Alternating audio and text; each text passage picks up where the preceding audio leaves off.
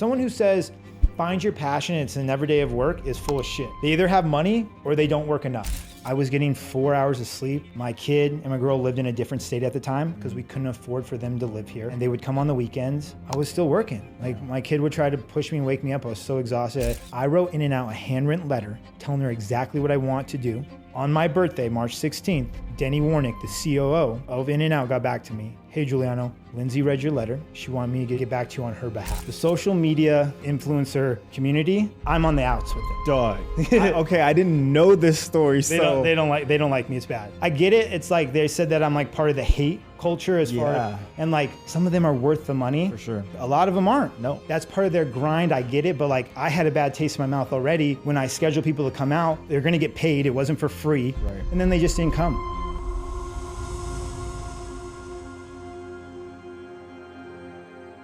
Joining us today is the man behind 303 in the Cut, the self-proclaimed most overrated and overpriced food truck in Las Vegas. Giuliano's passion for food is matched only by his dedication to the Las Vegas community. His journey is a testament to flavor, resilience, and a touch of humor. So buckle up as we dive into the story of a man who's redefining what it means to eat well in Las Vegas. I mean, you're constantly trending, dude. You're all over Instagram, you're all over social media, and it's all the time.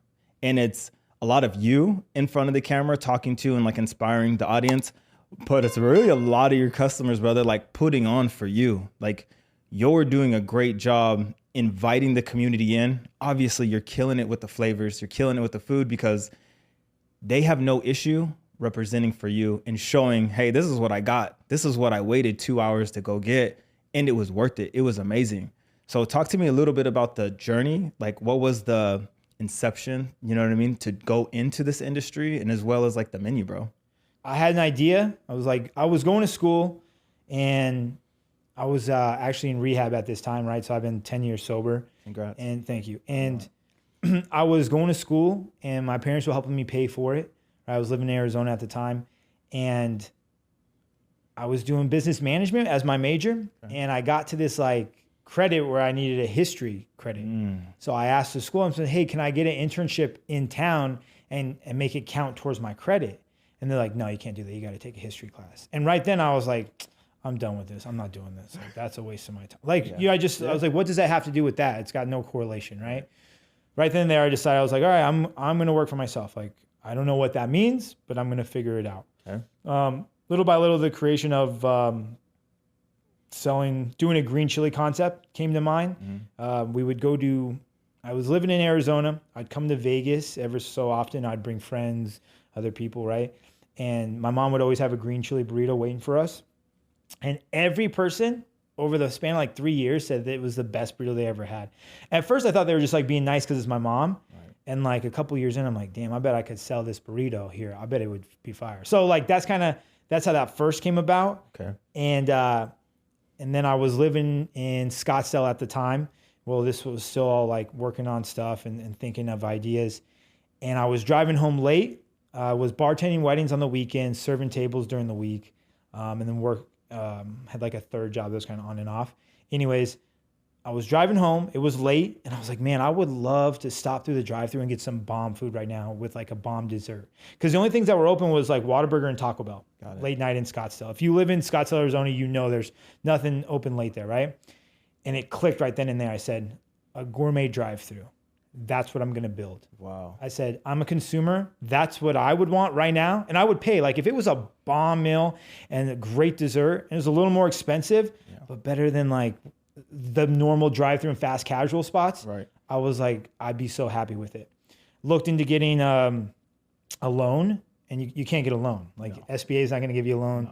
My credit was horrible. I had like a 500 credit score at the time, and I was like, 500 is good, right? And people were like, no, that's bad. I'm like, oh, okay. So I'm like rebuilding my whole life, because I'm newly sober. Probably I think like 3 or 4 years sober at this time. And I was like, okay, so let me do some reading. Let me do some research. And I was like researching businesses and other concepts and things like that. And I found some very successful concepts started as food trucks. Okay. And I said, okay, I'm going to buy a food truck and move back to Vegas. If I can make it in Vegas and grow it in Vegas, I can take it to any market. And that's what I'm going to do. And so over that span, I really mapped my whole business out. Like I have my business mapped out over the next 50 years. You know, like I have a long-term vision of where I'm going to go as far as like being a titan of the industry, like same model as In-N-Out.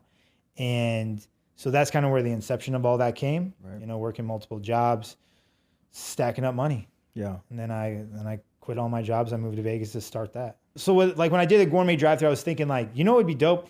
What if it was a weird menu that shouldn't go together, but everything was fire? So we only got 3 things on our menu realistically: a burrito, a fried chicken dish, and a Philly, or a dirty dog. It's like a deep fried hot dog with a cheesesteak on top. And then cheesecake and tiramisu, right? We have churros as well, but it's super weird. If you showed up somewhere and you're like, they say they have the best tiramisu in the city and the burrito's #1 seller, like, where am I? What is this, right? So in my head, I thought it was just something different, right? It's no one's reinventing the wheel, but I am doing something different in the sense of those going together and actually being a super well-known concept and it being as good as it is. Because if you were going somewhere and they're like, oh, the cheesesteak is good, and so is the burrito, you'd be like, where am I? Yeah. You know what I'm saying? No. Yeah. So that's kind of how all that came about. 100%. And the reason that I can agree with this of your menu is so crazy and bizarre, because when I took my wife there and she was like, oh, what are you going to get? I was like, oh, I'm getting a chili verde burrito. And she's like, oh, what are you going to get the baby? Do you know what I mean? And I was like, oh, I can get her this with this chicken on top, like these French fries, like carne asada fries. Do you know what I mean? Yeah. But like with this on it. And she was like, oh, I thought we were going to a Mexican restaurant. And I was like, no, we're actually going there. And I'm a huge like dessert fiend. I was like, because I went to tiramisu. Yeah. And she was like, wait, what are you doing? You know, she thought I was like playing a joke on her. Yeah. Do you know what I mean? And I was like, nah, like check this out. And we pulled up, dude, and it was amazing. It was everything that I wanted. And then I even got her to get on board. We did the hot dog with the Philly cheesesteak for her. Yeah. And she smacked it. I love to hear that. Do you know what I mean? Yeah. So it's so different because it's not the norm. It's not a Mexican food restaurant. It's not like an American food restaurant. It's not like an Asian food restaurant. It's not even like a fancy high class restaurant, like a French cuisine, but they have tiramisu. It's literally a food truck with your creation, your baby piled into everything. But it has this weird like Jack in the Box, late night munchy box feel. Yeah, dude. But it's bomb. It's not the munchies box. Do you know what I mean? Was like your mom a chef, or did she just make really good No, so burritos? my mom, like where I'm from is Colorado. I was born there, right? I grew up in Vegas like since high school. But it is, green chili is just kind of staple in that region as far as New Mexico and Colorado goes. Got it. So that's just kind of where that came from. And, you know, your mom or your grandma makes green chili, and that kind of how it came about it. And I didn't work in the back of house at all. I'm a front of house guy. I don't have any kitchen experience whatsoever. Yeah. When I knew what I want to do, I spent my off time with like professionals, like chefs. Like I had a chef that I worked with, and we were off on certain days together. And I'm like, hey, I want to learn how to make fried chicken. I'll buy the food. Let's cook for your family. Show me 3 different variations of how to make fried chicken. Yeah. But I did that relentlessly for a few years. I would make sauces and bring them in and have the chefs try them and all the servers. And I would make cornbread every week. We used to have chicken and waffles on the menu because I love chicken and waffles. And dude, I was relentless. So like 303 sauce, I made 300 or 400 times, different variations until I got it. And like, I just became super obsessed with the idea. I think it was nice to have a different kind of purpose in my life. Yeah. You know, it takes a lot to accomplish goals, and like, but I think once you figure out what you want to do, or you have a goal that you're like, I'm going to crush this goal, it just becomes a lot easier. Like someone who says, find your passion, it's an everyday of work, is full of shit. They either have money or they don't work enough. Right. I'll be honest. Yep. Because I don't want to do this every day. There's days where it's challenging, but I have no choice. If I want to accomplish my goals, I'm going to strap in and I'm going to do something every day for it. And that's the discipline that it takes, you know? I want to ask, because I heard you at the beginning of the story, you said you had 3 jobs, and I don't want this to be overlooked by the audience. The way that you describe yourself is literally the true entrepreneur life. At one point in time, you had 3 jobs. When you knew this is the route that you wanted to go, brother, you were giving away, you were earning, right? You kind of took like a chef mentorship crash course, paying for the supplies and being taken underneath your wing. There's steps, there's roadblocks, there's things that you have to do to be successful. And I want the audience to grab, if anything, away today, listening to your story, is there's work involved. And it was at one point in time, you had 3 jobs. That was just to survive doing something else. This wasn't even 303, I'm assuming. Correct. And then when you knew that this was the goal, you were like, I'm not there yet. How do I get there? I have to do these things. And it was giving stuff away for free. There's so much power in that. And I don't want that to go over people's head. Like, you don't start off in business just killing it and making money. You know what I mean? You had a vision, you had a plan. You knew this is the route I had to go to get there. And look at you today. And I'm sure that all that extra work that you were doing fueled you to be able to do this now and go this much harder. And now it's just normal for you to go this hard all the time. Could I say that's safe to say? Kind of, sort of. It's a little bit of work. A little bit, yeah. I go hard all the time. You know, Yeah. it's just became second nature. Absolutely. But like, you know, just so, you know, there's transparency of like, I got sober. I was doing like illicit drugs for like 11 years, a little bit 11 plus. I got sober. Yeah. Even when I was sober, I'm like getting my life together. There was a time when rent was due, went to Vegas with my friends, spent my last money. I wasn't gonna have money for rent. I was gonna have to tell my friends, like, can you guys cover me this month? Wow. I hit 4 aces with a kicker at Aliante Station, had enough to pay rent. And right then and there, I was like, bro, I gotta, what am I doing? I'm like a year and a half sober and I'm still living like this. Like, yo, what's up? So I started being super disciplined. I would work 6-7 days a week, 8-9 weeks in a row, and then take some time off. I'd go somewhere. I'd go to Colorado for 8 days, whatever. But dude, I was grinding every day. I was picking up shifts, and I got a comma in the bank account. So I got $1,000 saved, and to me, that was the biggest triumph ever. Because when you are a junkie, like living a certain way, I had money for drugs and nothing else. So I was working 2 jobs back then, but it's to like provide for drugs, right? Got it. And so I got a comma in the bank account. And I started stacking more. And the next thing you know, I got 10 G's. I got 2 numbers in front of that. Right. And my brother's the one who like, he told me, he was like, all right, I want you to focus on the next number. I'm like, what do you mean? He's like, I want you to focus on 2 commas. I'm like, what? He's like, yeah, you know? He's like, and you know, we had a long conversation. My brother's like very diligent with money and smart. He's like, I want you to make that your next goal. 2 commas. I was like, all right, let's do it. So, you know, that's another goal. It's 2 commas. And then you move and I'm making more money. And I get another job, and I take another job for extra because it's hard out there. Like, what people don't understand sometimes is like, I get it. Everyone thinks they're worth 100K, 200K, right? You have to have a set of skills. You have to bring value to a company, and that company's got to be making hundreds of millions in revenue to be like, yo, all right, I'm gonna pay you $250 because you're gonna bring in $1 million in revenue this year. Like, but it doesn't work like that at the smaller scale business. And then also in your 20s when you have no set of skills. You know what I'm saying? So, all right, I'm gonna make this and this is making that much. I'm gonna get a second job. Oh, now I'm making more. I'm gonna squeeze in a third where I can during the day. Oh, you know what? Just that third job takes care of rent for the month. Sick. Now this other stuff can be saved for that. And so was the progression of it of like, you make a goal and you work backwards. Okay. Like even if you don't know what your goal is of like a business or something, like what do you want your life to look like in 10 years? Okay. Everyone wants a big ass house and cars. All right, how you get there? Yeah. Because the one job you're working now with 40 hours a week and you don't want to pick up extra shifts and go and cut it. You know what I mean? Yep. But it's all about your goals in life too. So like, I'm not judging anyone else how they do stuff. It's just like, I came from such a low that like, I just kept scraping the barrel and going and I'm so relentless. Like I just haven't stopped and it's just worked out in a good way. So like maybe the addictive personality helps because like once I found what I like became obsessed about, I'm very organized. I'm very diligent. I'm very good at what I do. And anything that I'm not good at, I'll take the time to learn. Yeah. You give me a day, I'm good. Give me a week, I'm great. Give me a month, I'm gonna beat you. For sure. Give me a month of doing what you're doing. It's just like content creating. Like I make videos. You say I'm trending. Like if I was in the business of social media, like influencer, bro, I'd kill it. You know what I mean? Like I'm dropping 5 videos a day now. Yep. Like with running a business, like, bro, I could turn it up to whatever. But that's just the mindset of like, you see the results of some hard work and you're like, I bet if I turn it up, I bet I'll be even more successful. Yeah. People are at the food truck because I posted 2 videos What if I post 5 videos every day? Am I going to get more people?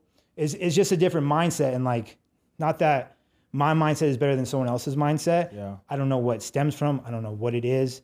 I just can't turn it off. Yeah. Yeah. I think that was a really cool way to like flip the outlook on addictive personality. Yeah. That's really, really cool. Because you only hear it in a negative light. Yeah. You know what I mean? So I think that was dope, dude. Let's touch on the social media, because your social media is different at the same time. It's a lot of you forward facing in front of the camera, being open, inspiring whoever may be looking at that moment in time, depending what video you see, as well as you're not only showing your menu, right? And I love your catchphrases, dude. Sometime throughout today, you have to say them. But you also go into like other people's restaurants and you're trying their food and you're helping put on for them off of your audience. Can you speak to that? Is that not only is it like helping the community, right? Which is Vegas, that's who we are, you know what I mean? Naturally. And it's really, really cool. We're different than the rest of America. But what it also is, it's another way of marketing, and maybe not everybody can see it, is you're able to grab their audience. They're able to grab your audience. It gets reshared, reposted, and flipped over here, which the end goal is gravitating everybody to you. Yeah. So there's a little bit of genius in there, and I don't think everyone can see what you're doing, but can you touch on like where your idea of marketing? Yeah, and so like I'm always transparent about my story. Yeah. I'll never BS anything, right? We were dead broke in the beginning. Paid some influencers come out. One of them did really well. I got busy. I had a good relationship with a couple. This girl named Tall's in town and Brandon, Las Vegas. They did videos for me. I got busy from it, right? We were dead for a while. And so I booked more people to come out and they didn't show up. Now in a real business, if you do something like that, you get a 1-star review, but the social media influencer community is so small. Yeah. They're not going to hold each other accountable. Like they can't, they're all private contractors. Right. Like, but I got blown off. So I had to learn how to make my own social media. Got it. Like, you know? Yeah. And I started posting, and I started hitting record sales. I remember my first $300 night, my first $500, my first $1,000, my first $2,000. There we go. Mind you, I had 2 employees at the time. I had 2 employees and 1 part-time. And like, bro, I was like dead broke, yeah. Okay? All the bills were paid, all my employees were paid. I was like, yo, it's gonna be a good year. I might be able to pay myself this year, you know? And I do this cheesecake video, it gets like 3 million views on my page. Wow. Keith Lee gets tagged in it. Keith Lee shows up when he had 1.1 or 1.2 million followers at the time, which is still huge, dude. Yeah. Right? But he wasn't on the level like he is today. Got it. We have an interaction, we talk, he's cool, he's chill. He pays for the food. I give him a couple extra things because I'm like, he's got to try this. This is fire. You know what I mean? And he does the review. It's like one of his first videos that blow up, right? I don't know if one of his wife's videos did over 35 million, but it was over 35 million views. Right. 2 days later, I had 147 people in line. Dude. I had a line for 2 years. Yeah. It was crazy. You had a line for 2 years. Yeah. So, okay. Now, sometimes there would be like 2 people in line or 1, and then it would build back up. Okay. But I'm saying for 2 years, from the minute we opened, minute we closed, we had people. There was never something where we didn't have someone for fucking 5 minutes. Gotcha. That's how crazy that, it was like a unicorn video that might never happen again. Absolutely. And then he went around, he was changing lives and businesses, right? He was going and saving struggling businesses. Yeah. So I was like at a different point when he came, like, I was like, yo, it's going to be good. And then that happened. Yeah. And it blew my mind, right? And so that happens, and how I get into like helping other people is when you're at that point, like, dude, we were so busy. I was getting 4 hours of sleep. You know, my kid and my girl lived in a different state at the time because we couldn't afford for them to live here. Okay. And they would come on the weekends. I was still working. Like my kid would try to push me and wake me up. I was so exhausted. I'd wake up, I'd hold him for 10 minutes. And I'd have to go take care of my stuff, dude. Like those are like the sacrifices, like the stories that people don't hear of. Like when people say you're lucky, and like, bro, like I lived away from my family for multiple years because we couldn't afford nothing. Like we've sacrificed some stuff as a family. It's not luck. I'm just so relentless in 303, trying to get the workings of this, staying on top of it. And at one point, this like 2 years later, at one point I was like, a mentor of mine, Colin Fukunaga, who owns Fuku Burger, one of the most successful food trucks of all time. Wow. I slid in his DM years ago asking for help. He's my mentor, my good friend. I attain a lot of my success to him. He always said, being rooted in the community, do more for your community. And I realized, I was like, in the beginning when I started, I would always post people on my page. You can go to my very old Instagram. Yep. I never posted reels, just videos or photos with like other food trucks and stuff. Like, yo, shout out to, you know, blah, blah. Like I did that just because that was kind of like the thing to do, not like trying to be an influencer or anything. Yeah. And I was like, dude, I've been selfish lately. Like I need to get back in the community and like help other people. Powerful. So I started getting back in the community and doing things like that and trying to help. And the feedback I was getting was, hey, I have these influencers like asking for collabs or DMs. They're in my DMs saying, hey, I'll change your business. I just need $300 in free food. And like they were being taken advantage of by medium to small content creators. Yeah. So I picked the side, and the side I picked was standing up for small business, you know? And I was just like, I made a video. I was like, look, are people in your DMs asking for money to make videos?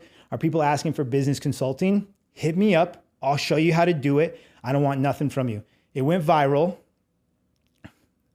The social media influencer community, I'm on the outs with them. Dog. Okay, I didn't know this story. They don't like me. It's bad. So I get it. It's like they said that I'm like part of the hate culture as far, and like what some of them do is great. You're right. And like, yeah, some of them are worth the money. For sure. But like a lot of them aren't. No. That's part of their grind. I get it. But like I had a bad taste in my mouth already when I schedule people to come out when we're dead broke. And I'm like, okay, I'm scheduling these people. It's going to show up. They're going to get paid. It wasn't for free. Right. And then they just didn't come. Right. I was like, oh, wow. They don't give a fuck. Like they're not a real business. No. That's not professional. Mm-hmm. So like, I'm going to say what I say. I do your job and run a business. Like if I just did one, trust me, you give me enough time, I'd be a huge, you know, so I'm going to build my thing like that anyways. So I do that and I just get positive feedback from everyone that I'm helping. People would stop by the commissary or I'd go there and I'd show them how to make social media. Yeah. I said, it's up to you. If you want to post and be successful, do it. And then I started making videos for people. Yep. And dude, some people were like getting busy or like, I wouldn't say like, oh my God, I was so busy. But like when someone calls me like, yo, 15 people came yesterday because of your video. Thank you. And I was like, 15 people? I'm like, for me, that's great. Like if I owned a small business and 15 people walked through the door, I'd want to know where those 15 people came from. Right. So I started making more and more videos. And like, I did it because it made me feel good and I like helping other people. And coincidentally, it worked out for my business. Okay. And like, yeah, dude, I stand on the small business side. Someday I'm going to be big business and I'm going to want to always stand by a small business and help because it's hard out there. So when someone's promising a video, it's one thing to say, hey, yeah, I can make video for you. This is for my time. Cool. For people to say, hey, I'm going to make this video and I promise you it's going to help your business. You just got to pay me $600 and comp my food. And then they post a video and nothing happens. That's the business's fault for believing it. It is not a one-sided mistake. That's the business's fault. You got to own up to that responsibility and know that you shouldn't have done that. But the other side, to me, I'm big enough of a platform now where I'm like, bro, I'm not gonna let people bully people. Like, I'm gonna say something out loud. And a certain side might not like me. And I thought about it and I felt so bad. And I have had good relationships with some of them and I still respect them. When I opened my second location, none of them came to do a video. None of them reached out and was like, hey, you're on your second location. I want to come help. That's okay. Because I didn't offer to pay. I didn't no one, and we were busy anyways. Yeah. Because of the videos I made. Right. So I have that different mindset of like, because my girl's always like, dude, stop picking fights with people. Don't say stuff you don't need to. You need to stay neutral. And you're right. My opinion is not that important. Okay. But I do believe in that very much of that you should help other people. Yeah. And if you have a voice and you can stand up for someone, I'm going to do it. So like, I'm just against small business getting taken advantage of. Right. Business's fault too, though. They let themselves get taken advantage of, so they're not innocent as well. Yeah. I just happen to say what's on my mind because I built it without him. I was doing record sales. Keith Lee showed up. That changed my life. That's part of my story. That dude was awesome. I love it, right? Yeah. But then I kept going, and I'm still busy today, and we're thriving today because the inner workings are good, because I care about my business, because I'm going and helping other people, and then people talk about me. Like, dude, I get recognized at the airport almost every time I travel. I get recognized in public, and it makes me feel good. Right. Some guy that was huge in Burger King, like, he asked a question one time. He goes, why are you putting your face in the videos? It's not about being famous. It's about your food. And at first I was like eating it up, like, yeah, you're so right. I shouldn't do that. And then I thought about it. I'm like, you bought into Burger King. Yep. Like, it was already built for you. I'm building a platform. Like I'm building a brand from the ground up. Absolutely. If people are going to know a couple things, the owner got sober years ago from drugs and alcohol, trying to change his life around. I started a business that my true goal is to put its employees first. I worked for a lot of people that didn't care about me. You know how much I hated when they would share, we did record sales this week. Cool, can I get a sushi roll? Nah, 50% off. I'm like, why the fuck are you telling me you got record sales this week? Like, keep that shit to yourself. Right? I want to have a stellar product. I want to care about the guests and the guest experience. When people find out what 303 is about, and that's the things that we live by, like that's what they're going to want to support. Is not only is the food going to be good, they're going to be like, yo, that's a great company. Like what they stand for and what they do is that, right? And so I'm my own person and I don't waver from a lot of stuff, especially just like my moral fiber being. Yeah.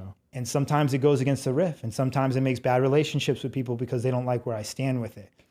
And it's a tough line of, you have to understand that you have to be kind and compassionate. So I try to stay out of the negativity. I made that post and it affected some people negatively that I had respect for or still have respect for. And so maybe I should have chose my words more wisely, but now I'm on a side of a fence by myself and I realized I was there anyways. You know what I mean? So it's just been a cool progression of that. And the more videos I do for other businesses and help them, dude, it makes me feel good. Right. And then they call me like, dude, guess what? Blah, blah, blah, blah. Like, really? I'm like, to me, that stuff is cool. And if I can always stand behind that and just do it for free, it's just like my ultimate fantasy, is someday be at my level that I want to be at, multiple states. And I want to just call up UNLV. I just want to call up CSN and be like, hey, I'm going to come out and I'm going to talk for free. Have all your business majors, have anyone who wants to come sit in the auditorium, and I'm going to tell them my story and I'm going to answer any questions for 2 hours. Yeah. And I'm not going to charge a thing because I think you should give them information out freely. There's not enough tough ones out there to do it. It's like the social media influencers. Right. If you're worried about the information that I'm saying out loud or giving to the business owners, first off, that means you're not bringing enough value in general. Right. But do you know how many restaurant owners don't want to make their own videos? Yep. There's a huge market. They're going to pay those guys. They're going to get paid. Yeah. But if you're a real entrepreneur, if you're real hungry like me, I'm going to give you the path to success and you will get busier and busier because of it. But it's hard. Yeah. It's not easy. Yeah. You know what I mean? But if it's Easter, if it's my son's birthday, it don't matter. I'm posting. Because there was a time when I couldn't afford presents on Christmas, couldn't afford presents on Valentine's Day or birthdays. For a couple of years, dude, that's how dead broke we were. Right. And I worked every day and I missed birthdays and I missed a lot of stuff. So I just have that different mindset of there's not enough success in today to last tomorrow. So I'm going to do everything today to catch up today. And tomorrow I'm going to go just as hard because if you just don't stop, you'll surpass everyone. I have blinders on. I'm not worried about other people. I don't buy concepts, I build them. And I don't follow trends, I set them, right? That's what I do. Oh my God. And I stay focused and I stay relentless. I don't worry about the competition. I don't worry about who else is out there. I want to help everyone. Hey, you're trying to start the same concept as me? Awesome. Let's shine some light on you. Let's see what you got. Yeah. You know what I mean? I'm that type of guy. Food truck, food business, not food business. I want to help because business is good for competition. It weeds out the weak. Right. So my goals and what motivates me is just different than the average person. I will never sell. And I hope that this gets played back in 20 years when I get offered 50 million for 303. And I'll be like, no. My true goal was to build something for my family and for other generations. Fire. Because don't get me wrong, you could franchise. People throw money at me all the time. Yep. I could exit for 20 million in maybe 15 years. Right. I don't want to do that. I'm building $1 billion concept. People are $1 million dreaming. I'm $1 billion dreaming. That's the difference. Yeah, I wanted to ask because obviously it's easy. You can franchise because you've already built a brand. Yeah. People know if they buy into this, they follow the blueprint that you're going to give them. Especially you being as cool as you've already been to people not giving you money, right? Yeah. You're gonna go. You're gonna show your face. You're gonna bring the audience. It's gonna be an instant hit all around the country. Yeah. You don't want to do that at all. No.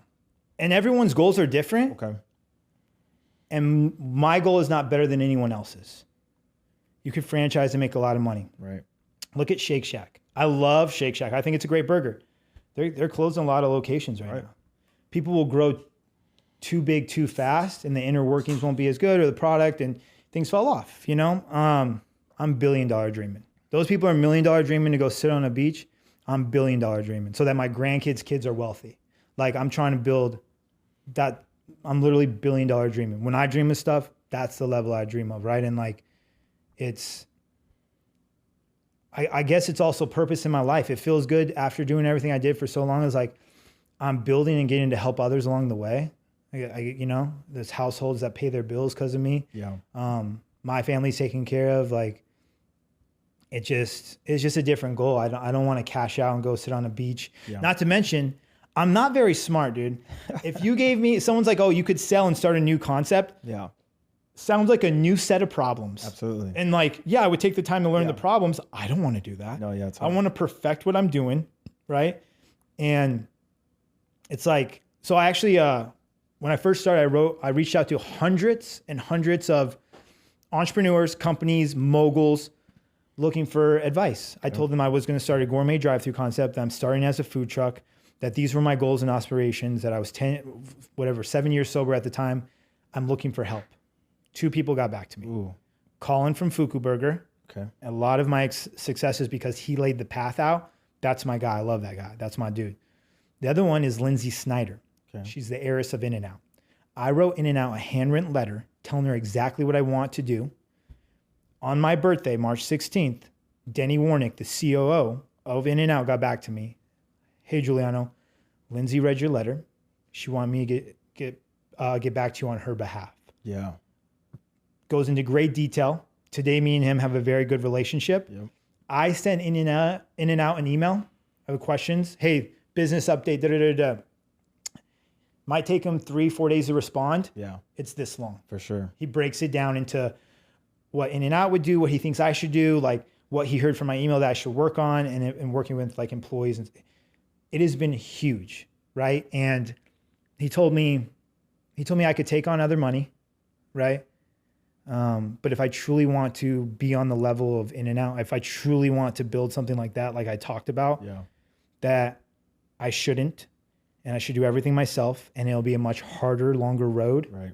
But the end result will be exactly what I want. And what I want is a $1 billion concept as big as In-N-Out. That's what I want. Yeah. I want to be in multiple markets, privately owned. And so my drive is just different. Like, you know what I mean? Like maybe it's an ego thing because they tell you like, hey, most founders don't grow into $100 million CEOs. Yeah. Am I going to listen to them or put my fucking nuts on the table? You know what I'm saying? That's what I'm going to do. I love it. Yeah. I'm glad that you brought In-N-Out up. I've never said this on camera before. First job I ever had, first job I ever got fired from, In-N-Out.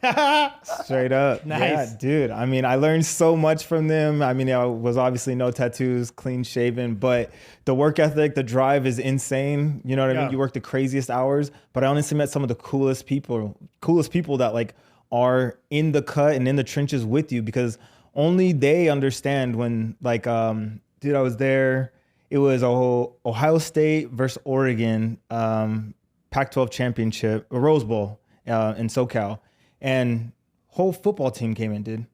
Nobody knows what it's like until someone is like, oh, 200 fries down.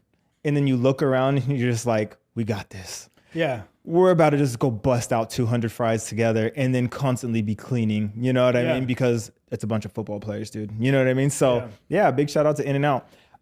Concept of In-N-Out is we are great at very little things. Did you stem your idea of your menu like that from them? No, because I thought to be so we call it American classics with a green chili twist. Okay. Took things from around the country that really lived. Like I loved. Think about it. If you grew up in America and you heard about the different food from around the region, right? You would say tacos and burritos are popular because of the Mexican culture, right? Yep. East Coast Philly cheesesteaks are huge, right? 100%. Okay. Yep. If you're in the South, chicken and waffles is very popular. Yep. And I feel like fried chicken is just kind of popular around the whole country, right? Mm-hmm. And then desserts, like people love a cheesecake. I love tiramisu. That's how that came about. So I picked things from around the country, and it was a bigger menu before. Okay. And when we got busy and we got really screwed one night, I was like, we can't have this on the menu. We didn't have size. We had a grill. We have a grill this big on our smaller truck. Yeah. And like hot holding was here. So we had this much room, and sometimes you had 12 burritos and 8 Philly cheesesteaks. Yep. There's no room. And then we had quesadillas on the menu and this and that, like, and we had waffle. It was too much. Got it. So we cut it down. We simplified it. After 2 years, we cut sauces as well. We used to make ranch in-house and some other stuff. Yeah. And we're like, we're going to simplify it. We're going to focus on what we do and just do what we do really well. Because people ask, why don't you add this meat to the menu? And like, let's just worry about this. Yeah. And once we perfect this and we get in brick and mortar, because that's a whole different animal. That I'm a proven food truck right now. Yeah. I'm not a proven like restaurant concept. Got it. I'm not too big. I'm not going to get too big for my britches. Yeah. I know. Yeah. So I have to prove myself when we get in there. So let's do what we do perfect and I love it. Not fuck with it. Yeah. Yeah. Love it. Yeah. It's very, very smart. And being able to step back, look at your business from a different perspective and light and be like, hey, we need to pivot. We need to pivot. It's okay. Let's double down on the stuff that we do great. You know what I mean? The stuff that everyone comes back for. I went, dude, and I'm not going to lie. I think we waited, and I'm not a very patient person. Like, I'll just throw it out there and be honest with you. But I really, really, really wanted the tiramisu. Like I told you, dessert fanatic.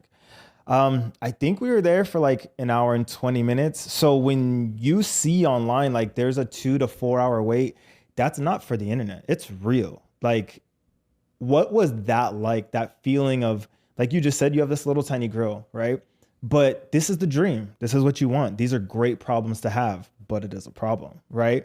What was the first interaction or came to you when you look outside and you're like, holy crap, this is about a 2 hour wait? Dude, it was cool. It was like, it was a great feeling. And then you learned it's not about how much a guest spends with you. It matters what their experience was.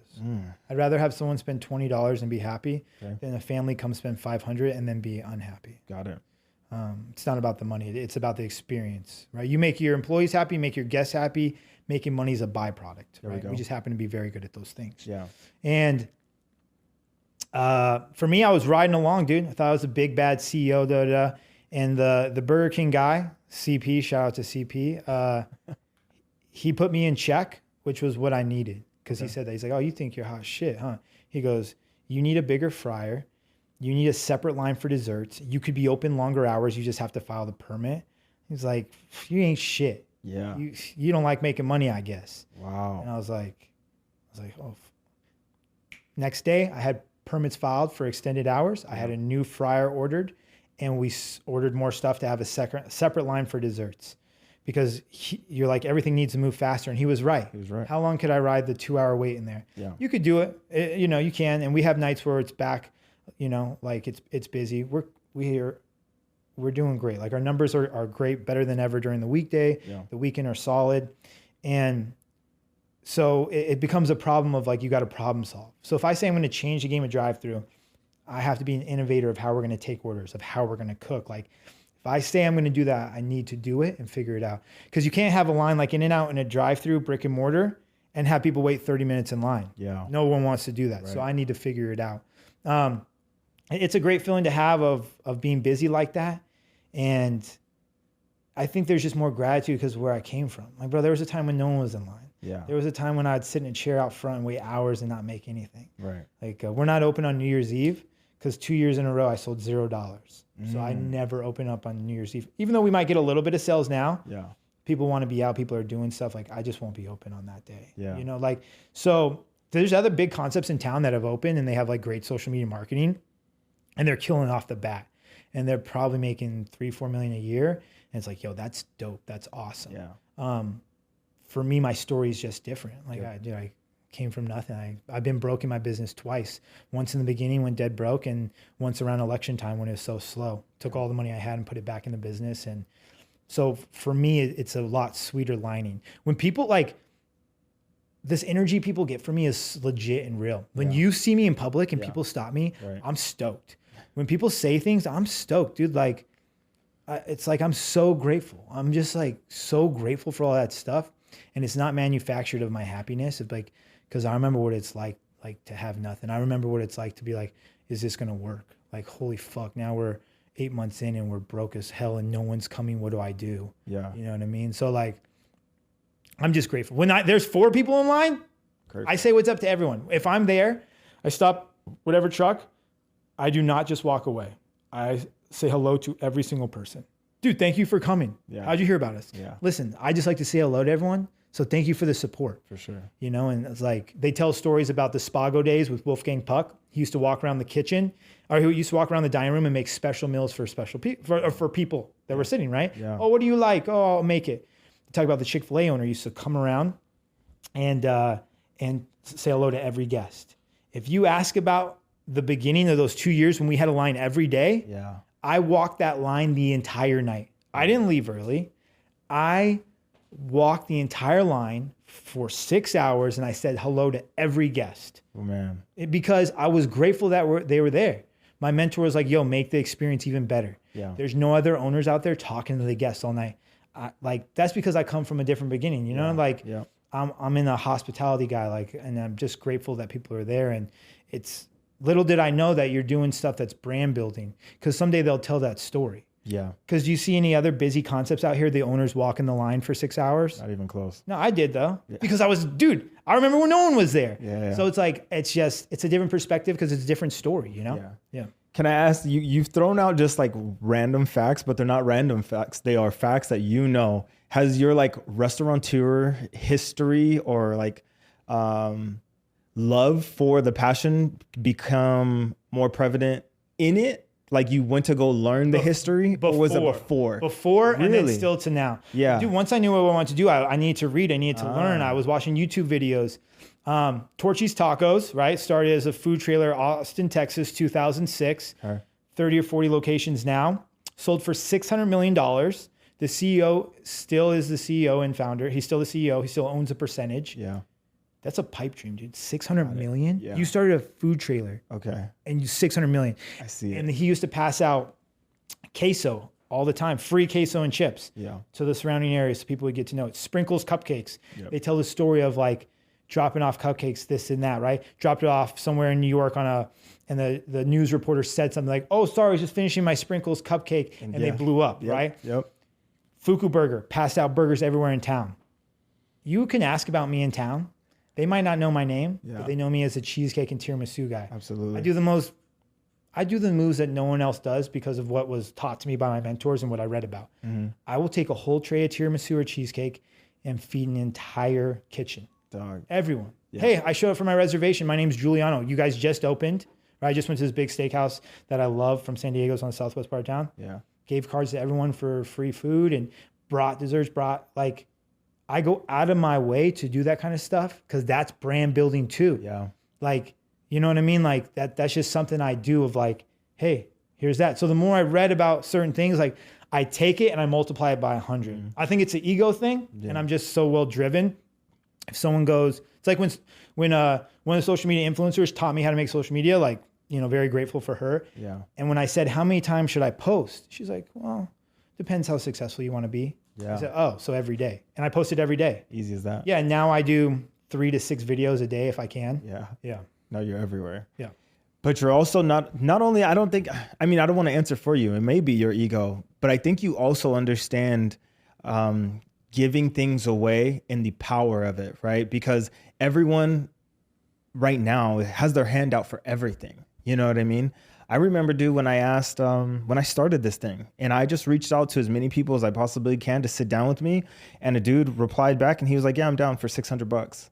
And I was like, you want to sit down with me and have a conversation maybe for an hour, and you want me to pay you when I'm paying for this? You know what I mean? I was like, no, I'm okay.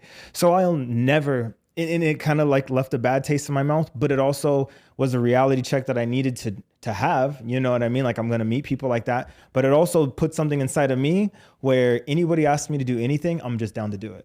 Same idea and concept that you have, right? Because I was early on slapped down, you know what I mean? And I was like, I'll never do that to someone. Correct. So if I can sit down and have a conversation, if I can help someone else out, if I can listen to what they have going on and help them tweak and just change this little bit of thing, I'm not going to charge you for any of it, dude. It's just something that I learned along the way. I'll happily give it away. Go give it away to someone else because someone else gets to be great, dude. Like I just happen to learn this. That doesn't give me the right to sell it. You know what I mean? Just being kind and just being gracious, you know? So I think of it like this. Yeah. A business consultant, right? So you don't have the balls to go out and risk your own money and do your own thing. Yeah. So you're charging someone to come in and tell them what decisions to make with their money. Yep. And you know it's going to be a great thing. You're worth $50,000 or whatever it may be. Cool. That's how you make your money now. No big deal. Yeah. Right? But like Fuku Burger helps me every day. Mm-hmm. Other people in the community help me. In-N-Out got back to me. I wrote a food truck in Vegas, wrote In-N-Out a handwritten letter. Yeah. And they helped me today. Yeah. Like they don't need to do that. I said, I want to be a gourmet drive-thru, that I want to be as big as you guys. They could have ignored me. Yeah. I wrote a lot of successful people and a lot of people never got back. And I wrote like 2-3 letters. I'm relentless. And so yeah, having to do with food, having to do with knowledge, but I want to give this stuff away for free all the time. I want to just pay it forward. And like, if I need to take an hour phone call with someone, I make the time. Like if I can help in some way, love it. I will. And like, that's why the bigger I get and the more I do is like, I'm going to do that same thing. Like I am going to help for free because I make my money from 303. There it is. I'm not going to make my money from this other stuff. That's okay. Yeah. Other people have different ways of making money and you might have a couple hustles and hey, this is how I got to get my $300. Cool, man. Like good for you. Yeah. But I'm building something so big and so strong that I make money from 303. I'm going to help everyone I can along the way because it's the right thing to do. Absolutely. Not because I'm some righteous, like it's just the right thing to do. Yeah. And the people that helped me, it means more than anything. It was very hard to do what we did in the beginning and people, oh, you're lucky. And you don't say things out loud, but I'm just thinking like, no, you just don't have what it takes of what I do every day. Because it's, you have to be relentless and it's not fun. Yeah. But if you want to accomplish those goals, it just takes so much to accomplish those goals. And there's 20 things that smack you along the way.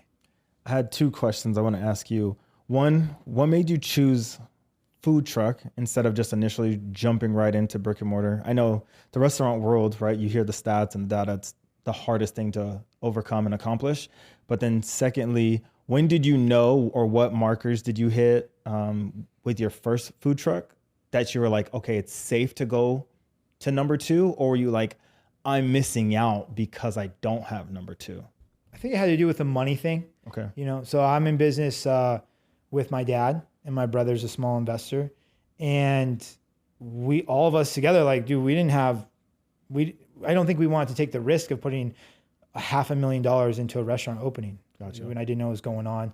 So I was like, oh, we'll buy a food truck. It'll be fine. Like, and I didn't know what I was doing and it just happened to work out good. Yeah. As far as the second question, I can't really remember. It might've been, dude, all my decisions stem from Colin from Fuku Burger. Okay. Like he called me one day and he's like, hey, I was just thinking about it. You got to be open 7 days, open on Tuesday. Oh, okay. Got to go. Bye. Like he's that type of like, he's that leader to me that I just listen. I was like, okay, I guess I'm opening 7 days. I don't remember. It might have been him. It might have been someone else. But I think we were so busy all the time. And so many people want to eat us, but they didn't want to wait in the line that they asked to open Centennial. We opened Centennial, super busy for like first 3 or 4 months, like lines every day. And they died down. It was hot. It's different with a food truck. If it's 118 degrees out, that was 2 summers ago. Yeah. I don't know if you remember 2 summers ago. Dude, killer. Gnarly. Yeah. So we slowed down a little bit. We still did great for a food truck and for like being open at 5 p.m. Like we still did great. That truck is like consistent with numbers right now. You know, slight growth. And so the second location helps out, you know, and we do everything from a one stemmed area. Okay. So that's like the model, you know, like so In-N-Out, they have a production center, right? Yeah. And they might have vested interest in farms and this and that. And so they get their stuff really cheap and then they make everything at this production facility. Mm-hmm. Then they take a truck and they take it to the restaurant. Yep. So that restaurant doesn't have the labor of cutting the lettuce or this, like it's all prepared and ready for them, however they need to do it. Right. So that's why it's beneficial to us. So the third location will set us even more above the top because we have one centralized location. Gotcha. Yeah, there's just different models to things. You know, like there might be a concept with 4 places in town. They're making everything in each place. Right. Our goal is to be centralized. All the desserts made in one spot, sauces made in one spot get shipped out for quality control. So that, and only some things get made on site, like fried chicken, smoked chicken, pinto, like certain stuff like that. Yeah. Yeah. Let's dive a little bit actually like into the nitty gritty of the food truck world within itself. What are the hours created because being in Vegas and it's hot? So after the sun goes down, like that's the reason that you guys have the hours that you do? Yeah. Colin, again, from Fuku Burger, said they used to be open 8 to late is what they called it. So if you grew up here in Vegas, you knew that it was the hottest food truck in the country. Yeah. All the time busy. They had car meets. He would do 8 to late, 8 to like 4 a.m, right?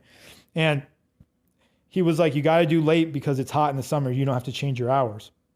So we did that. I did 8 to 12 at first, and then we extended it 7 to 1. Gotcha. So yeah, that has a lot to do with it. The other thing is with the food truck world, there's 3 ways to make money. Okay. You could live and die by caterings, which is great. Yeah. I know tons of people that make great money. They have caterings year round, a little slower here and there. You could do festivals and events. Great, no problem. But do you remember like 2 years ago, like we were young or something got canceled because of the wind? Yeah. All those people were out of all that food, and I don't know if they got refunded the money. I don't think any of the vendors got paid back. Okay. Yeah. The other one is like the Mexican taco trucks. You get a spot and you build that spot up.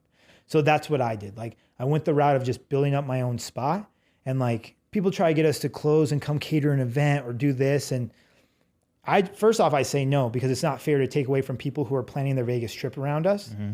And then they ask what number it would take. I tell them the number and they're like, that seems a little high, isn't it? I was like, no, I built up my spot. I'm going to make that money. Mm-hmm. You're going to pay more than what I'm going to make because you're going to have me close. Right. So it's just like, it's differences of that, because it's nice you can get up and you can move here and there, but no one wants to follow a food truck around the city. If you know what I mean? Like it's hard to be successful in that sense. Talking about the picking a spot, because that is something that's really cool about food trucks. When you find the one that you love, you're like, you know what parking lot you're going to, you know what I mean? Like, oh, it's in the Albertsons over here on this side of town. Yeah. You know what I mean?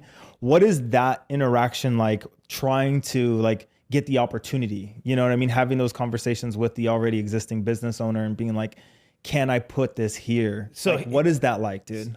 So I'm relentless. Okay. I'm not scared to talk to anyone. Yeah. You put me in a room with someone, 98% of people are going to like me because I'm authentic. I'm not overbearing, and I'm like not really obnoxious, right? You either love my personality or you hate my personality because I'm real. You know, I'm not going to bullshit you. I knew I was going to be open Thursday through Sunday, 8 p.m. to 12. I drove around for months. Yeah, dude, because I moved here in June, quit all my jobs on June 6th. I was here by June 12th. We didn't open till the mid of August, right? Because it was still, I drove around for months. Between that time, looking for areas I want to be in. I would write emails. I would show up to the business during the day and talk to them over and over and over, right? Same with the second location. I made hundreds of phone calls before someone said, yeah, you can park at my gas station, because I used to park at the gas station before the hospital. Okay. And the business owner, I'm at Playbook and Sam's, right? It's like the only strip club in Vegas where you can gamble at, right? And I walked in there multiple times, talking to the manager, finally ran into the owner, gave him my flyer. He goes, I think it'd be great for you to be here. And you're chasing the American dream. I would love to have you. So we wrote up a month-to-month contract. He put me there, and I was relentless. We blew up. I was super scared. I asked the general manager, I was like, yo, is Bob going to like raise the rent on me? And he's like, no, dude, Bob's sober like you. Like that guy's rooting for you. I was like, no shit. That guy's been a great help, a great man to help me around any corner, never wanting to raise rent on me. Dude, he's just been nothing but wanting to help me. Fire. And that's because of the relationships that I do, and he sees what I do in the community, and he's got nothing but good stuff to say to me. And like, so if you're trying to do anything, not just a food truck, right, just keep asking. Keep going, dude. Like, let's say you want to do something in the music business. Why don't you write 200 emails a day to different production companies and say, hey, I want to get into this. Can I get some?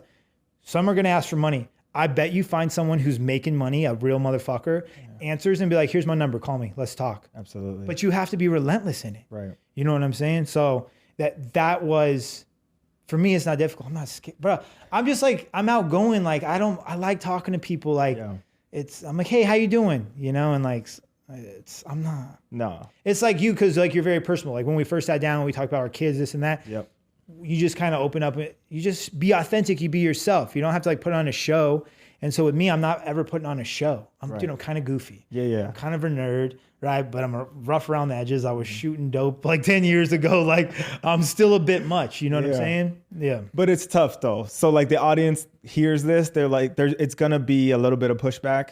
Oh, for sure. You gotta ride the wave until you get the yes. So that's what it is though, is you have to get the okay from like the business owner to be there, stay there, set up like a contract? Yeah, you have to be able to use their restroom, and your employees use their restroom. Oh, okay. And then so then you get an agreement, then you show the health department, then you can legally park there. Gotcha. Because you have like 4 hours to operate. Different permits will allow you to park longer. Okay. But like, yeah, don't be afraid to say no. Like, don't be afraid that someone is going to say no to you. Yeah. That's got to be the main thing. What's it like getting permits and like going through like the health and safety board? Like what do those hurdles and obstacles look like if you're trying to start a food truck, man? It can be overwhelming. It could be a lot. And I think that's why I'm good. I thrive in the chaos. Yeah. And with my day-to-day and with opening is you get a whole bunch of information of what you need. Like, oh my gosh, I need commercial insurance first. Then I need an agreement with the commissary. Then I need to do an inspection with the health department. Then after I get all those, then I can go apply for city licenses. Then with city licenses, they're going to connect me with the fire department, and I'm going to have to get approved for fire department safety. I might have to use planning. Like, it's a big list, and you just check it off one by one by one. That's the difference. Okay. If you're not, you're going to be overwhelmed anyways. It's going to seem like a lot. Who cares? Lay it down in front of you and say, okay, I'm going to get 5 things done today. What are the 5 things that I have to do to get to my next step? Because you have to have commercial insurance before you can. So before you can get a health permit, you need a commissary agreement. Okay. Then you contact the commissary because you're thinking you need a health permit. Commissary goes, you need commercial license or commercial insurance or you can't be here. Okay. Then you call the commercial insurance agent. Hey, blah, blah, you got to register. You got the food truck's in your name. It needs to be registered in your business name. Here I go back to the DMV, change it. Like, it's all steps little by little. And, the city's pretty organized with like giving you a to-do list. Like, here's your to-do list. How long realistically, dude?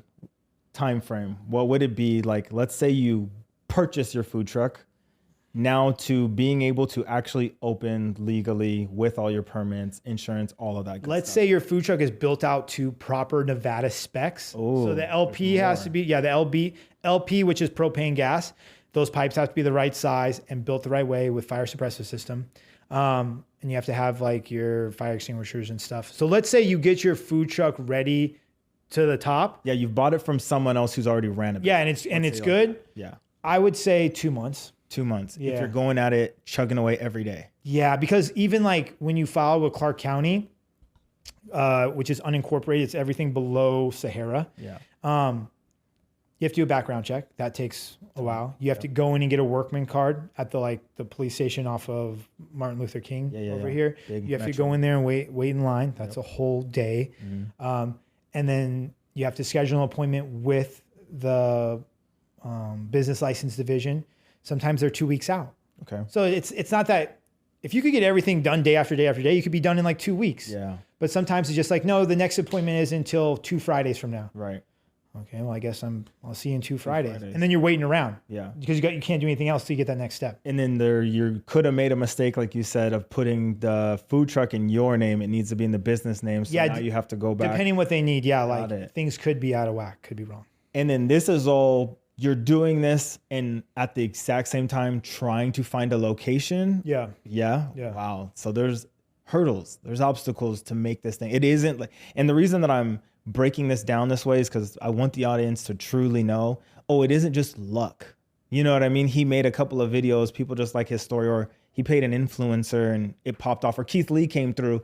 There's 25 things behind the scenes. You guys have no idea what happened. So I hope that they get the opportunity now, us breaking it down. Like there's a lot that goes into this. Get yourself a mentor. Okay. If you want to start a business or excel in anything. Yeah. Of someone who's doing it at a level you aspire to be at, because they're going to help you and guide you. Absolutely. A mentor will just help you pivot. Hey, this is the next thing. Go figure it. Like, let me know. Here's my advice. You know? Yeah. What's it like though? Like having the health board, like breathe down your neck. Is that like stressful? Is it crazy? Do they just randomly pop up? Yeah. At first it's stressful, right? Yeah. Like I got shut down once and put on dirty dining because I was parking at my house. You can't park at your house. Okay. It was like more convenient. It was easier. Like whatever, dude. That's what I was doing. We were running Renegade, right? Yeah. And the HOA called the health department. Health department showed up, and Jacob, who's in charge of there, I'm like, Jacob, what's up, dude? He's like, you can't park here, dude. Goddamn HOA. So you get shut down. You got to pay $1,800 to reopen, and then you're on dirty dining. Dirty dining calls you. Hey, you got shut down. I was like, yeah, I did. We were parking at my food truck. The health department is good because it's like for food safety. Like. Yeah.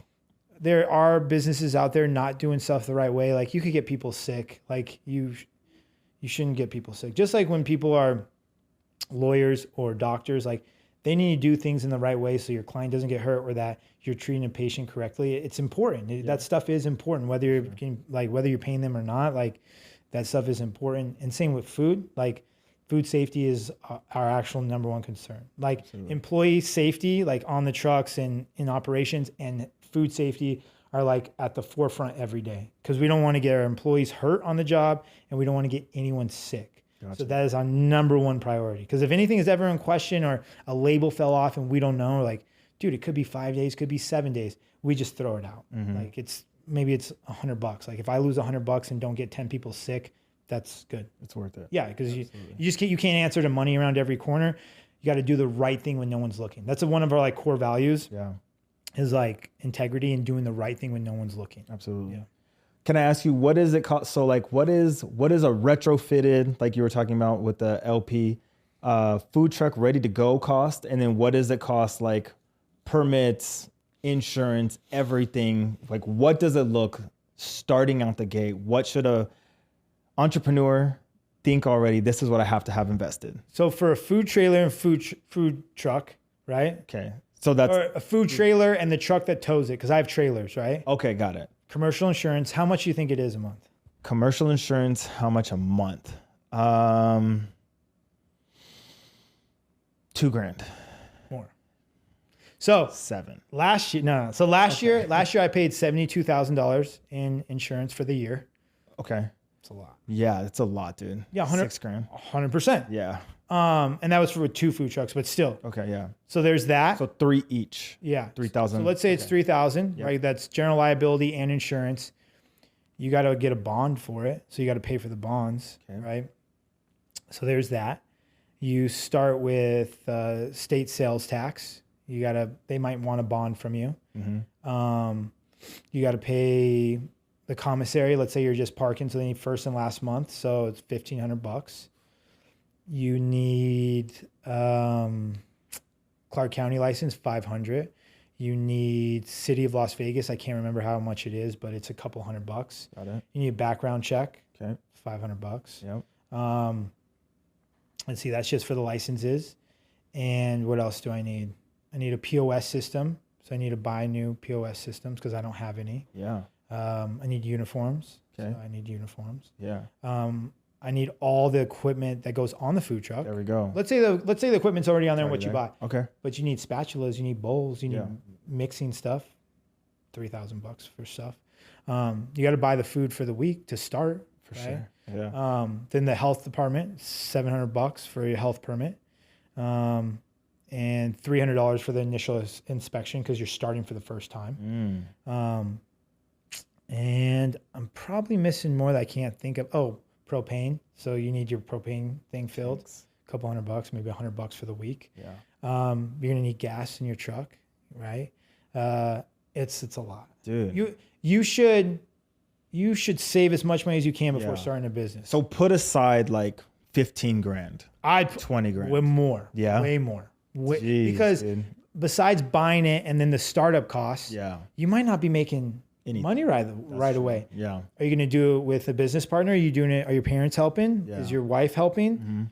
We had a full-time employee off the bat. She was on salary. Yeah. You know, she was great. Part of our story. Much love to her. Yep. But she got paid all the time. The way that you do business, the way that you've talked about your staff and like your integrity, the things that matter to you, you said like 4 pillars earlier. Is it, do you kind of have like employees beating down your block? Like, hey, do you need another person? Like, I'd love to work for you. I do have people asking that. Yeah. Right. And it's challenging. Like that's the most challenging part of business. You know, I have whatever right now, 18 different personalities, 18 different potential problems. Oh, okay. Not you. What do you mean? I thought you were like, I have 18 different personalities. But you're talking about there's 18 different personalities you got to deal with. And, I was like, whoa. Yeah. That's like the most challenging thing. You know, you have to, it sounds so cheesy. You have to inspire people. It's hard to get people to buy into this pipe dream. I have met some people, and there's some people that work for me that believe in me and know what I'm like, that they're like, you're going to do everything you say you want. Because that's who I am. I'll do exactly what I say I'm going to do. I don't know how long it'll take me to get there, but I'm going to figure it out. But it is hard. I get it. Like people aren't programmed to work for other people, but like sometimes things are means to an end, or you got to think about your future. Like there's great jobs out there with great benefits. Like, dude, do your 40, 50 hours. Absolutely. You're going to retire and have a retire package and you get insurance paid, get to go on your vacations. Like you get time off when you want. Like you're going to be able to enjoy your life. Right. I'm just a different person where I'm trying to go so hard every day, build something so people have that luxury with me. Yeah. And it's, over time it's progressed, and I have some real heavy hitters that have been with me for a long time. I have some people that are definitely had to leave because of personal stuff that are waiting to come back. Like that are just like, hey, when you're ready for like that brick and mortar, hey, when you're doing a second brick, hey, when you're going to Phoenix, call me. Yeah. I will help with Phoenix. Whatever. Like there's people that can see what I'm doing and know where I'm going to go that are part of it. That's awesome, dude. Yeah. That's all you. So that's really cool that you've built that. You know what I mean? It feels good. Like I don't look at it like that, but you know, it's when people say nice, kind things like that, and then you take a step back and you look at it like, I've done a lot of work to get where I am. I'm nowhere near finished. There we go. I'm like, but you do have to enjoy the ride. The journey's the dopest part. It's all these cheesy cliches that just like that's so cheesy. It is, dude. The journey's so fun. That's real. That's why I would never sell. What my life looks like now with 2 food trucks, when I'm in multiple markets, my life is going to be great. Yeah. Like everything's going to be okay. Why would I give it up? Let's keep building. Let's see how big we can go. Right. Let's see where I'm at. Let's see if I can instill things in my children to take over for me and still care about the employees first more than money. Ooh, that was fire. That definitely has to be something ingrained in you, but also probably something you picked up from like the in and out mentality. You know what I mean? Because there's not a lot. I mean, you watch these shows on TV now, dude, like, and I'm not trying to call Gordon Ramsay out or nothing, but you see the way that he talks to chefs, and those aren't even like his chefs. Those are just regular everyday humans. Yeah. You know what I mean? He comes in the kitchen, he just rips them up, and they're just like terrified of this person, dude. So that mentality that you have is completely different than other people in your industry, which is really, really cool. And the thing is, I'm not perfect every day. There's times I fall as a leader for sure. I have so much to work on. But I do try to be like, hey, this is our standard. This is where we're at. Hey, some people might not be the greatest. They can have work, but they have great attitudes. You can't teach attitude. No. I will take a medium performer with a great attitude any day over a high performer with a shitty attitude. Love it. Because that's toxic for your company, right? So we try to like motivate them in that way of like, dude, do you know where we're going? Like be a part of the journey, stay as long as you want. But like, I'm going to accomplish all these things I talk about. And like the people that are with me from the beginning, they're going to be in a very good spot in 10 years. They're still with me. So were you like in the kitchen, actually like cooking to start off? Are you still in that position today? No. Okay. So I'm very grateful for where I'm at today. Yeah, no doubt. I was cooking at first. Okay. Shout out to Pollyanna, first employee we ever had. There we go. The Russian thunderstorm. She took orders in Expo. She was great. She would prep during the day and I would do all the other stuff. She was great. I loved it because I hate prep. I'm slow at it. I'm not very good. And my call in from Fuku Burger, little by little, I remember we finally were breaking even. I told him like, dude, we're breaking even right now. We didn't lose any money this pay period. Yeah. He's like, okay, you ready for the next level? I'm like, what? He's like, hire another person, open another day. And I'm like, dude, we just start, like, that's scary. Back in the red, yeah. He's like, are you ready for the next level? Yes. Okay. I hired another person, open another day. He told me to stop cooking and start taking orders. Because I have that personality. I'm great with like front of house and like I serve tables and bartended. And then we blew up to like a whole nother level. And he goes, all right, you ready for the next level? I'm like, what's up? Because I was taking orders for the first few months. He was like, stop taking orders and walk the line. I'm like, what do you mean? He goes, walk the line and be yourself. Aren't you grateful they're all there? I'm like, dude, I'm so happy. He goes, go tell each and every one of them that every night. Go talk to every guest. See where they're from. See how they heard about you. See if they already know what they're ordering or if they haven't decided yet. Wow. Go be yourself. Okay. So today I'm at a very good spot. I spend a lot of time at our main kitchen where they make everything. I just kind of oversee. Majority of them do not have to be looked over their shoulder too much. They just have to be little tweaks, supervisor there looking stuff. And then the 2 locations, I'm at one or the other. I have not worked a full,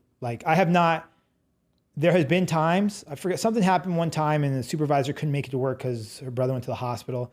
I went there and expoed and took orders for the rest of the night. I did that. I got out of bed and went because that's what needed to be done. Right. I'm still there to fix every crisis, to help everything. Because I've gone against everything and seen every bad thing that can happen so far. I'm a phone call away. Yeah. Do this, and this, you're fine. Yeah. But yeah, I I don't prep. I don't work on the grill. I don't take orders. I like to pop in and help. I'll take orders for a little bit on a Thursday because it's busy. Like, I'll help out and I'll interact with 30 guests and then it dies down and I leave. I'm at that point of, they say the CEO's job is to navigate every crisis and solve every crisis that comes and keep the company moving in the direction we want to go. So I've done a lot more community outreach, helping with the community, really working on the inner workings of staff and development. And our companies run better than ever. There's still hiccups. There's still things not going great, but everything is better than ever as a company. And like life is really good right now, you know? Shout out to Colin, dude. That dude is... That's my guy. For real. That's my food truck daddy. Yeah, no, for real. That dude's mentality and the mentorship and the guidance is next level. And I'm listening to it obviously as a food truck, right? But I'm taking it in and absorbing it for things that I could do within my own business. And I'm appreciative to Colin, like for real. Shout out to Colin. So check this story. This is a real story. Yeah, please do it. We had one truck, killing it, doing great. And 1 week, the profit margin was down 8%. And I'm like, dude, we're down 8% this week. And he goes, what the fuck are you talking about? And I'm like, the bottom line, like how we make money. He goes, do your employees give a fuck about your bottom line? I'm like, no. He's like, do your guests give a fuck about your bottom line? I'm like, no. He goes, well, then why the fuck would you care about your bottom line? Wow. Care about your employees, care about your guests, put them first. Like, and your bottom line will be just fine. And I was like, that's some Jedi, like, that's just a different level of like, of course he's not saying to not worry about your money, but that was my stress in the week. Yep. He goes, how was your guest experience this week? Did you get a bunch of 5 stars? I'm like, yeah, we killed it. Yeah. Oh, cool. How's the staff? Are they happy this week? Yeah, honestly, there's nothing going on. Wow. Sounds fantastic. Yeah. Awesome. Let's keep focusing on the basics. Same when I like bring something up about another concept. Like, man, this concept in town, they're doing this. Da, da, da. He goes, why the fuck are you worried about someone else? Keep your blinders on. Like, stay focused. And then he'll hang up. That's my guy. Shout out Colin. Yeah, shout out Colin, dude. That's my dude. Shout out Colin.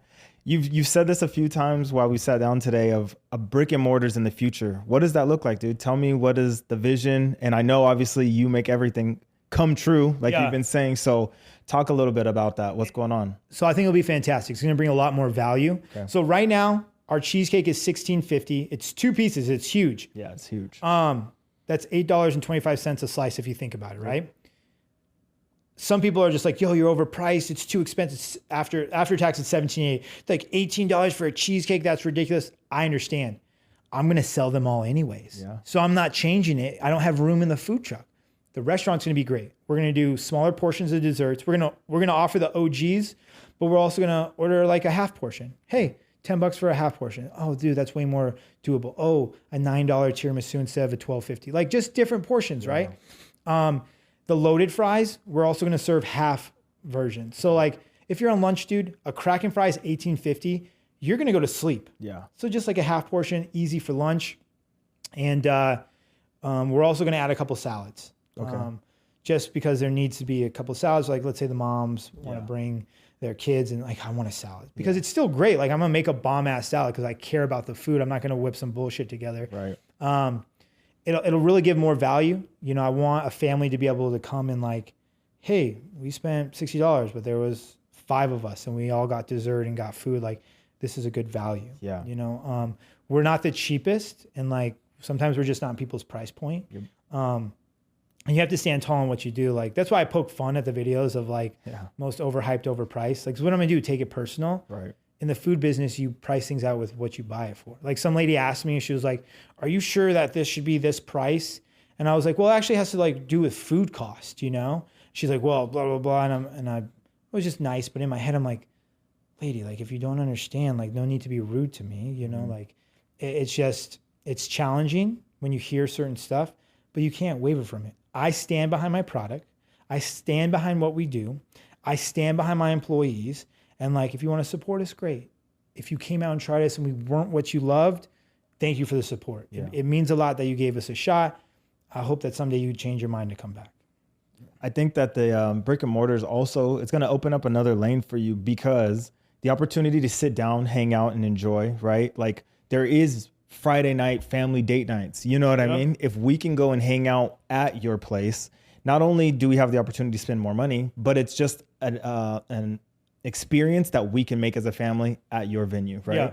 And then there's also people in the world, dude, like, let's be real, they call it roach coaches. They just like, I'm not eating at 100%. Understandable. So now you've opened yourself up to get this opportunity of more people being busy all the time. So I think it's a fantastic idea. Are you ready for that extra opportunity of growth? And it's a new challenge. You said it yourself, like you don't know brick and mortar. Are you ready to take on what this is about to bring you?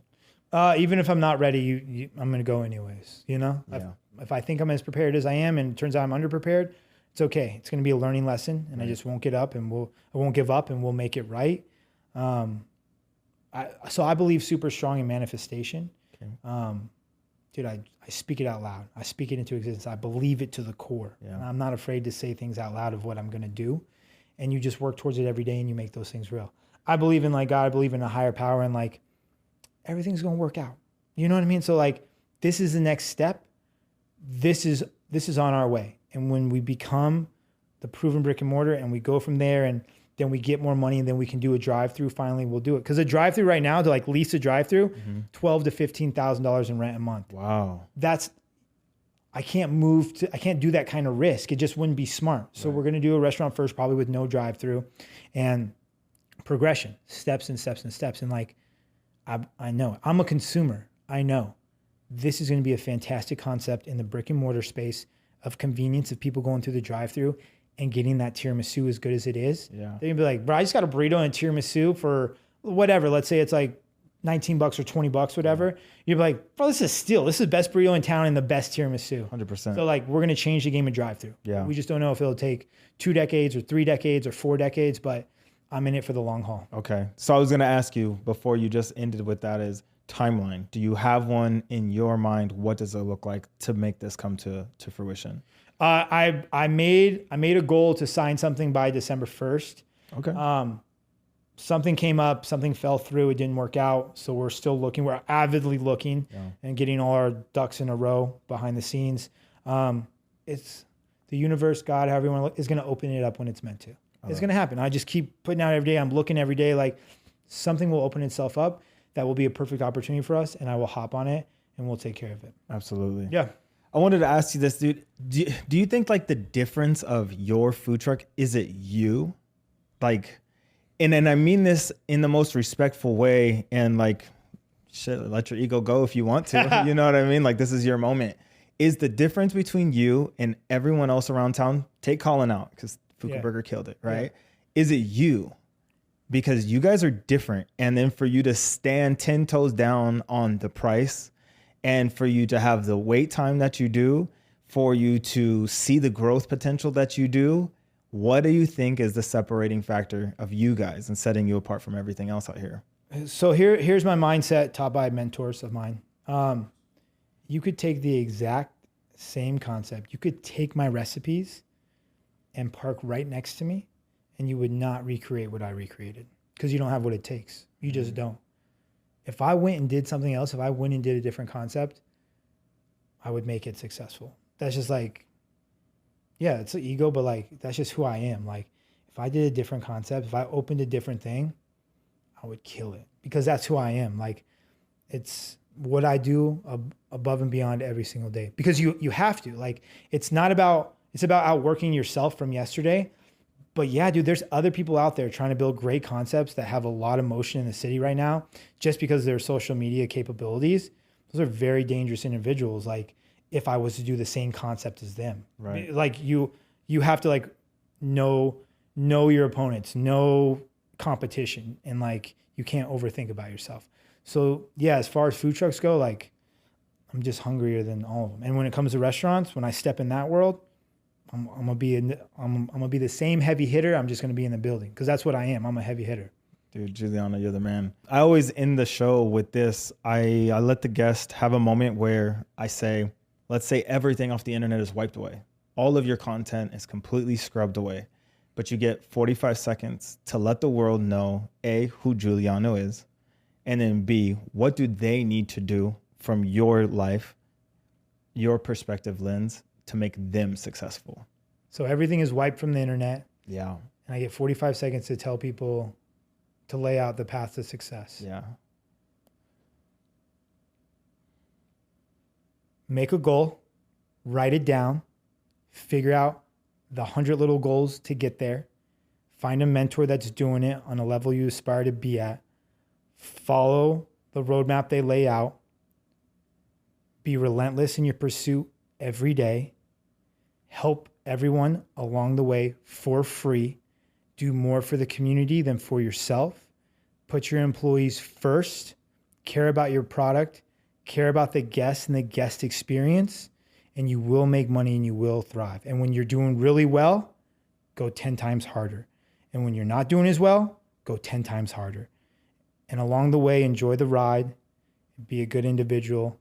And remember that your family and friends are more important than your business. But you can make your business leverage your life. So it depends what you want your life to be. So believe in yourself, jump off that cliff, follow your dreams, crush your goals, and don't let anyone tell you that you're not capable. Don't let anyone put their limitations on you. You're going to listen to them or put your fucking nuts on the table, right? So mess around, find out, see what's up. There it is, bro. I love it. Hey, let the people know what you got going on, how they can contact you, and then...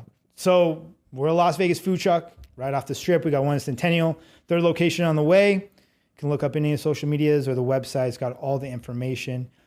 Even if you don't come out and support me, go support local. Local's huge. I still buy from big business, but local is the cornerstone of our community. They put a lot of the money back into the community through employees and other things of supporting businesses. So even if you don't support me, go support local. This was another episode of the Double Down Podcast with my man Giuliano of 303 in the Cut. And you guys know how I love to end this. If no one else believes in you, you believe in yourself. If no one else believes in that dream that you have, you double down on yourself and you believe in it. Even if at the very end of the day, it's you in a dark room and no one to turn to on your left or the right, double down on everything that you think you can make come true, and it'll come true.